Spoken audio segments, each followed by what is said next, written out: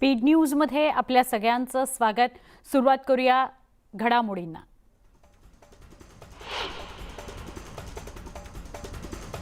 बऱ्याच दिवसांनी मैदानात उतरलोय, अनेक विषयांवर बोलायचे। ज्यांना महाराष्ट्र म्हणजे काय हे महाराष्ट्रात राहून कळलं नाही त्यांच्यासाठी बोलावं लागतंय, असा टोला शिवसेना पक्षप्रमुख उद्धव ठाकरेंनी विरोधकांना लगावला। तर खोटा हिंदुत्वाचा बुरखा घातलेला पक्ष आपल्या सोबत होता, ते देशाची दिशा भरकटवत आहेत, अशी टीकाही उद्धव ठाकरेंनी केली।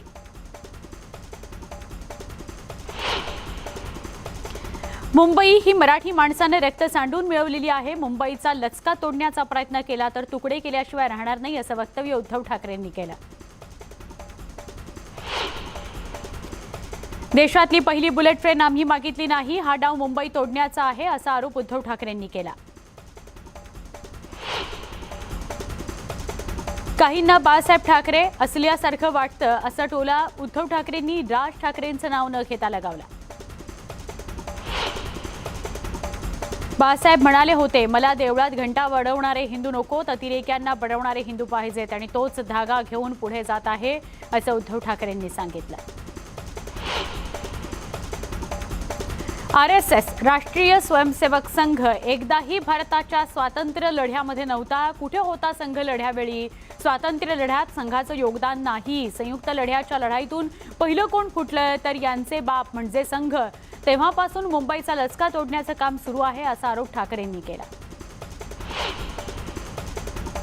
भाजपसोबत होतो तेव्हा आमचं हिंदुत्व गदाधारी होतं, शेवटी गाढव ते गाढव, त्यामुळे घोड्याच्या आवेशात जी गाढवं आमच्यासोबत होती त्या गाढवांनी लाथ मारण्यापूर्वी आम्ही त्यांना लाथ मारून बाहेर पडलो, अशी सडेतोड टीका उद्धव ठाकरेंनी केली। हनुमान चालीसा भोंगेवाले ही यांची ABC टीम आहे। आमचं हिंदुत्व खरं की खोटं हे ठरवणारे तुम्ही कोण? हिंदुत्व हे काय धोतर आहे का? कधी नेसलं कधी सोडलं? हिंदुत्व ही धरण्याची सोडण्याची गोष्ट आहे का? काँग्रेसबरोबर गेलो तरी आम्ही हिंदुत्व सोडलेलं नाही, असं ठणकावून सांगितलं उद्धव ठाकरे यांनी या सभेमध्ये। सामनात जे छापून येतं ते जनतेच्या आणि हिंदुत्वाच्या हिताचं असतं। भाजप जी भाषा वापरते तसं आम्ही बोलत नाही, खोटं बोलणं हे त्यांच्या हिंदुत्वात बसतं, आमच्या बसत नाही। आत्ताची शिवसेना ही बाळासाहेबांची नाही म्हणता, मग तुमचा पक्ष अटलजींचा आहे का, असा सवाल उद्धव ठाकरेंनी केला। फडणवीस म्हणाले होते की आमचं हिंदुत्व गदाधारी आहे, आमचं हिंदुत्व गदाधारी होतं। 2.5 वर्षांपूर्वी आम्ही तुम्हाला सोडलं, त्या गद्याला आम्ही सोडलं, असा टोला उद्धव ठाकरेंनी देवेंद्र फडणवीसांना लगावला। दरम्यान देवेंद्रजी तुमच्या वजनाने बाबरी पडली असती, असा टोला उद्धव ठाकरेंनी देवेंद्र फडणवीसांना लगावला। हिंदुत्व नेसण्याची सोडण्याची वस्तू नाही, ही काँग्रेससोबत उघड गेलो, असं ठाम वक्तव्य उद्धव ठाकरेंनी केलं। तर आम्ही सकाळचा शपथविधी नाही केला, असा टोला सीएमडी विरोधकांना लगावला। तुम्ही केलं तर पवित्र, आम्ही केलं तर अपवित्र, असं म्हणत त्यांनी भाजपवर निशाणा साधला। गेल्यावेळी त्यांनी भगव्या टोप्या घातल्या, विचारलं की का घातली तर म्हणे हिंदुत्व ना। अरे हिंदुत्व टोपीत नसतं, डोक्यात असतं, मेंदूत असतं, असं वक्तव्य उद्धव ठाकरेंनी केलं। तर या गर्दीमध्ये जिवंतपणा आहे, सर्व वाघ आहेत वाघ, असं उद्धव ठाकरेंनी आपल्या शिवसैनिकांना उद्देशून संबोधलं। तुमचं विकृत हिंदुत्व आम्हाला मान्य नाही, हिंदुत्व हृदय सम्राटांनी विचार दिला, तुम्ही विखार पसरवत आहात, असे विखारी विकृत हिंदुत्व आम्हाला मान्य नाही, हे सगळे मनोरुग्ण आहेत, असा टोला उद्धव ठाकरेंनी विरोधकांना लगावला। मुंबईमध्ये जी आपण कामं करतो ती आपण अभिमानाने सांगितली पाहिजे। CBSE सारख्या बोर्डाचं शिक्षण पालिका शाळांमध्ये दिलं जातं, पूर्वी पालिकेच्या शाळांमध्ये जाताना सांगायला थोडी लाज वाटत असे, आता जाऊन पहा प्रवेशासाठी रांगा लागलेल्या आहेत, असं उद्धव ठाकरे म्हणाले। जर दाऊद बोलला की भाजपमध्ये येतो तर त्याला मंत्री देखील करतील, नंतर म्हणतील तसं काही नाही हो, दाऊद गुणाचा पुतळा आहे, असं वक्तव्य उद्धव ठाकरेंनी केलं। तुमच्या गो कोरोना गोच्या थाळ्या अजून रिकाम्या आहेत, आम्ही शिवभोजनातून भरलेली थाळी देतो, मग आता गो महागाई गो म्हणून देखील थाळ्या वाजवा, असं आवाहन उद्धव ठाकरेंनी भाजपला केलंय। तर ते महाराष्ट्राला बदनाम करत आहेत, काढा 2 वर्षातील सर्व केसेस, असं म्हणत उद्धव ठाकरेंनी रोखठोक भाजपला सुनावलं। श्रीलंका परत का पेटली याचा विचार करा, मध्ये कोणीतरी सांगितलं मोदीजींनी धान्य फुकट दिलं, अरे कच्चं खाणार का, ते शिजवायचं कसं, गॅसच्या किमती पहा, आमचं हिंदुत्व हे घर पेटवणारं नाही, आमचं हिंदुत्व चूल पेटवणार आहे, अशा शब्दात उद्धव ठाकरेंनी भाजपला उत्तर दिलं. आम्ही कधी तुमच्या कुटुंबाची निंदा नालस्ती केली का? भ्रष्टाचाराची एक प्रकरणं आता यांची बाहेर येत आहेत. एकतर्फी प्रेम आहे आणि या प्रेमातून महाराष्ट्राला विद्रूप करण्याचं काम सुरू आहे. कोणी मायेचा पूत या महाराष्ट्रात भगव्याला हात घालू शकणार नाही, असं वक्तव्य उद्धव ठाकरेंनी केलं. मुख्यमंत्र्यांच्या सभेसाठी मंत्री आदित्य ठाकरे, एकनाथ शिंदे, सुभाष देसाई, खासदार संजय राऊत यांची उपस्थिती होती. यावेळी आदित्य ठाकरे, एकनाथ शिंदे, संजय राऊत आणि सुभाष देसाईंनी शिवसैनिकांना संबोधित केलं, त्यांच्या समोर भाषण केलं. शिवसेनेची विराट ताकद आहे, आजची गर्दी ही विरोधकांना उत्तर आहे, असं सडेतोड वक्तव्य मंत्री सुभाष देसाईंनी केलं. तर याआधी शिवसेना थांबली नाही आणि यापुढेही थांबणार नाही, अशी टीका देसाईंनी केली. इतरांसाठी अयोध्या हा राजकीय विषय आहे, मात्र आमच्यासाठी अयोध्या हा श्रद्धेचा विषय आहे, राजकारणाचा नाही, असं वक्तव्य एकनाथ शिंदे यांनी केलं. बाळासाहेब बिनधास्त लढायचे म्हणून दहशतवाद्याच्या हिटलिस्टवर होते. बाळासाहेबांचा शिवसैनिक कुणालाही घाबरणारा नाही, असं ठाम वक्तव्य एकनाथ शिंदेंनी केलं. बाबरी मशिदीच्या आंदोलनावेळी शिवसेनेनं फक्त प्रतिकात्मक आंदोलन केलं नाही, बाळासाहेबांनी शिवसेनेला सक्रिय ठेवलं, असं शिंदे म्हणाले. अनेक वर्षांपासून हे स्वप्न पाहायचो की महाराष्ट्राचा मुख्यमंत्री हा शिवसेनेचा असेल. कदाचित हेच ठरलं असेल. राज्यावर नाही तर संपूर्ण जगावर जेव्हा सगळ्यात मोठं संकट येतं तेव्हा WHO धारावी पॅटर्न काय असतं हे दाखवायला आपला मुख्यमंत्री हा मुंबईकर आणि शिवसैनिक होता. हा नियतीचा खेळ होता, असं वक्तव्य मंत्री आदित्य ठाकरेंनी केलं. आजची शिवसेनेची सभा 100 सभांची बाप, मुंबईचा बाप फक्त शिवसेना ही विराट सभा सांगते. शिवसेना आणि महाराष्ट्र कोणासमोर झुकणार नाही, वाकणार नाही, तुटणार नाही, असं परखड वक्तव्य शिवसेनेचे खासदार संजय राऊतांनी केलं. शिवसेनेचं हिंदुत्व छत्रपती संभाजीराजांसारखं आहे, प्राण जाय पर वचन न जाय. हैदराबाद पासवरून ओवैसी औरंगजेबाच्या कबरीपुढे गुडवे टेकतो, हा महाराष्ट्राच्या भावनांचा आणि स्वाभिमानाचा अपमान आहे, अशी टीका राऊतांनी केली. मुख्यमंत्री उद्धव ठाकरेंच्या सभेसाठी राज्यातील कानाकोपऱ्यातून हजारो शिवसैनिक मुंबईमध्ये दाखल झाले. मुंबईतील शिवसैनिकांनी बाईक रॅली काढून सभे ठिकाणी दाखल होत शक्तीप्रदर्शन केलं. यावेळी शिवसैनिकांनी बाईक रॅली काढून भगवा झेंडा हातात घेऊन BKC गाठला. सीएमच्या सभेसाठी जयतयारी करण्यात आलेली होती. सभेच्या ठिकाणी 1,75,000 खुर्च्या लावण्यात आल्या होत्या. तर BKC मैदानात जागोजागी लाऊडस्पीकर आणि 32 इंची LED स्क्रीनची सोय करण्यात आलेली होती. तसंच प्रमुख मान्यवरांकरता भगव्या खुर्च्यांचं आयोजन करण्यात आलं होतं. दरम्यान शिवसेनेच्या सभेसाठी BKCमध्ये गर्दी वाढली. गर्दीचा लोट वाढत असल्याने पोलिसांनी अखेर तपासणी थांबवली. सभेला आलेल्या गर्दीला थेट आत सोडण्याचा निर्णय घेण्यात आला. पोलीस दलातील वरिष्ठ अधिकाऱ्यांनी हा निर्णय घेतला.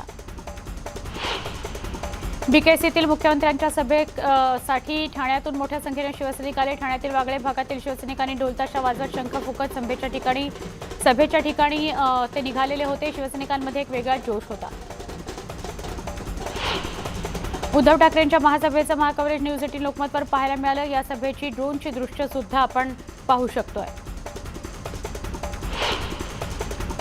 अभिनेत्री केतकी चितळे हिला ठाणे पोलिसांकडून अटक करण्यात आलेली आहे. शरद पवारांवर आक्षेपार्ह पोस्ट केल्याप्रकरणी केतकी चितळेला अटक करण्यात आली आहे. अभिनेत्री केतकी चितळेवर शाईफेक करण्यात आली. राष्ट्रवादी काँग्रेसच्या महिला मोर्चाकडून शाईफेक करण्यात आली. राष्ट्रवादी युवती महिला मंडळाच्या मनाली भिलारे, अदिती नलावडे, ऋतुजा देशमुख यांनी अभिनेत्री केतकी चितळे हिला काळं फासले असून नंडी फेकून तिला मारलेली आहे. नवी मुंबईत केतकी चितळेवर झालेला हल्ला लक्षात घेऊन ठाणे युनिट 1 क्राईम ब्रांचनं पोलीस बंदोबस्त वाढवला आहे. सध्या राष्ट्रवादी काँग्रेसचे कार्यकर्ते जमा झालेले नाहीत, मात्र इथेही केतकी चितळेवर हल्ला होण्याची शक्यता असल्यामुळे पोलीस बंदोबस्त वाढवण्यात आला आहे. केतकी चितळे प्रकरणी राज ठाकरेंनी ट्विट केले. कुणीही राज्याची परंपरा खालच्या पातळीवर नेऊ नये असं म्हणत त्यांनी केतकी चितळेच्या पोस्टचा निषेध केलेला आहे. दरम्यान केतकी चितळेच्या वादग्रस्त फेसबुक पोस्टवर राज्याचे गृहमंत्री दिलीप वळसे पाटील यांनी प्रतिक्रिया दिली. जाणून बुजून शरद पवारांवर टीका केली जाते, अशी प्रतिक्रिया दिलीप वळसे पाटलांनी केली. शरद पवारांबाबत वादग्रस्त ट्विट करणाऱ्या तरुणाला पोलिसांनी ताब्यात घेतले. नाशिक ग्रामीणच्या दिंडोरी पोलिसांनी ही कारवाई केली आहे. मंत्री जितेंद्र आव्हाड यांनी निषेध केल्यानंतर पोलिसांनी ही कारवाई केली. वसईतील सेंट फ्रान्सिस हायस्कूलनं शाळेनं शिक्षणाचा काळा बाजार मांडला असून शैक्षणिक फी वसुलीसाठी चक्क वकिलांकडून पालकांना नोटीस धरली गेली आहे. राज्यात ही पहिलीच घटना असावी. या नोटीसीमध्ये जर देयक नाही भरले तर मुलांना शाळेतून काढून टाकण्याची धमकी सुद्धा देण्यात आली आहे. त्यामुळे पालकांमध्ये घबराट निर्माण झाली आहे. नवी मुंबईतील कोपरखैरणी इथं साप आणि मुंगुसाचं वैर पाहायला मिळालं। यात मुंगुसाने सापाला गवताडी तोडत नेलं। या संपूर्ण प्रकारात एका लहान मुलाने आपल्या मोबाईल कॅमेरामध्ये हा प्रकार कैद केलेला आहे।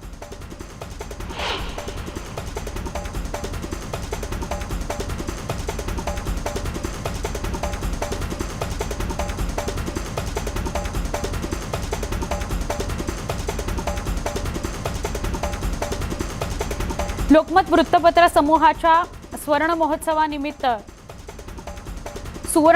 वर्षानिमित्त लोकमत वुमन समिटचं आयोजन करण्यात आलं। या कार्यक्रमामध्ये महाराष्ट्रातील वेगवेगळ्या क्षेत्रातल्या महिलांचा पुरस्कार देऊन सन्मान करण्यात आला।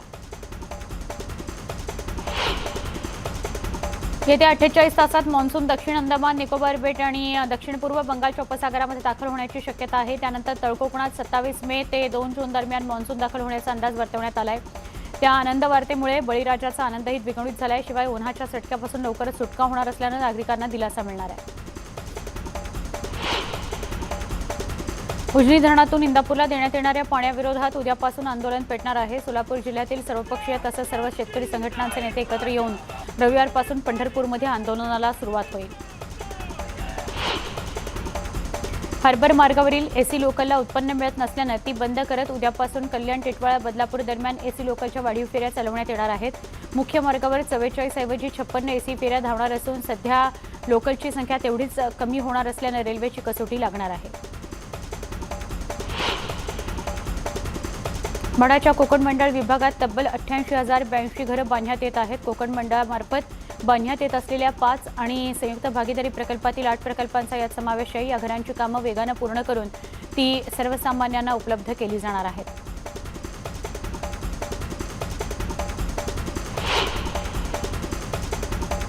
एक छोटासा ब्रेक, लगेच भेटूया स्पीड न्यूजमध्ये।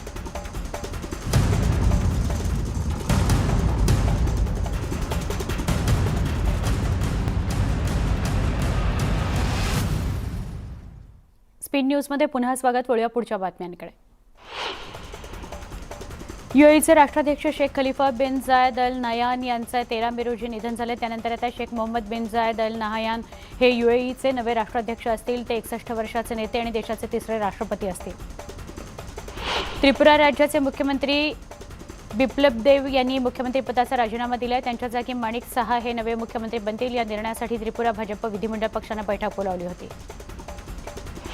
देशात अनेक भागात पावसाची शक्यता आहे। त्यातच आसामच्या गुवाहाटीमध्ये मुसळधार पावसानं हजेरी लावली। गुवाहाटीच्या अनिल नगरमध्ये मुसळधार पावसानं काही भागात पाणी साचलं।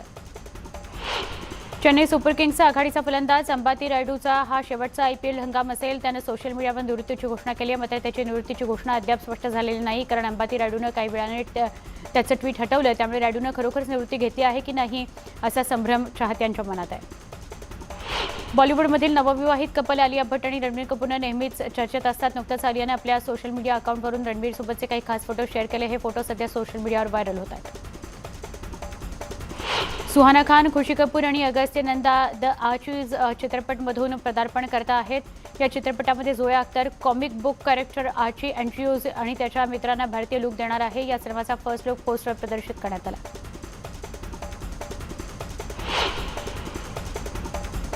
या सगळ्या वेगवान घडामोडींसह बुलेटिनमध्ये इथेच थांबतोय। पहा फक्त न्यूज 18 लोकमत।